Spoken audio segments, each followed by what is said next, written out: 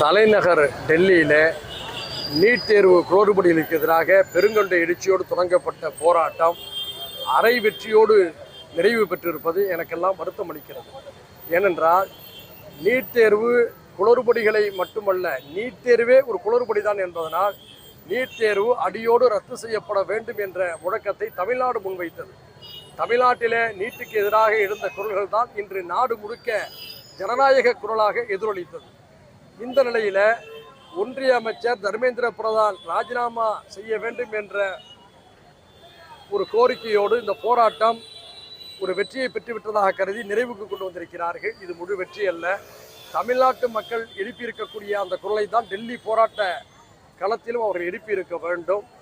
அவர்கள் இன்னும் நீட் தேர்வை பற்றிய புரிதல் இல்லை என்பதை இது வெளிக்காட்டுகிறது. அவர்களுக்கு எடுத்துரைக்க வேண்டிய கடமைகளை நாம் செய்ய வேண்டும். தொடர்ந்து நீட்டுக்கு எதிரான கள போராட்டங்களை தமிழ்நாட்டில் கூடிய ஜனநாயக சக்திகள் நாடு முழுக்க கொண்டு செல்வதற்கு முன்முயற்சி எடுக்க வேண்டும் என்று இந்த நேரத்தில் தெரிவித்துக் கொள்கிறேன். தொடர்ச்சியாக தமிழ்நாட்டு மக்களுடைய மனநிலையை எடுத்துச் சொல்ல வேண்டிய ஒரு காலகட்டம் இப்போதும் இருக்கிறது. டெல்லியிலே இந்த போராட்டம் தற்காலிகமாக வாபஸ் பெற்றிருக்கலாம் என்று கருதுகின்றேன்.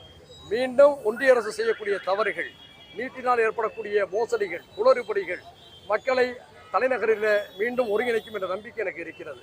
ஏனென்று சொன்னால் நீட் தேர்வு எல்லா நிலையிலும் கிராமப்புற மக்களுக்கு, ஏழை எளிய மக்களுக்கு, பின்தங்கிய மக்களுக்கு, வசதி குறைவான மக்களுக்கு எதிரானது என்ற கருத்தில் நாம் உறுதியாக இருக்கின்றோம். அது பல வடிவங்களிலே பல பிழைகளை செய்கிறது. அதிகார வர்க்கத்தின் துணையோடு அராஜகங்களையும் செய்கிறது. நாடு முழுக்க எண்ணற்றவர்களுடைய உயிர்களையும் பறித்திருக்கின்ற காரணத்தினால்தான் இந்த தேர்வை முற்றிலுமாக ரத்து செய்ய வேண்டும் என்ற கோரிக்கையை நாடு முழுக்க முன்னெடுக்க வேண்டும் என்று திரும்ப திரும்ப நாங்கள் வாதிடுகின்றோம். விஷயத்தில் பல்வேறு குறைகள் இருக்குது, குற்றச்சாட்டுகள் இருக்குது, ஒவ்வொரு மீது விமர்சனங்கள் இருக்குது. நாம் அதுக்குள்ளே போகலை. நீட் தேர்வு கூடாது. நீட் தேர்வுக்கு எதிராக எல்லாரும் குரல் கொடுக்கணும். இதுதான் நம்முடைய ஒற்றை முழக்கம், ஒற்றை கோரிக்கை. இந்த முதல்வருடைய மௌனத்தை களைய வேண்டும்.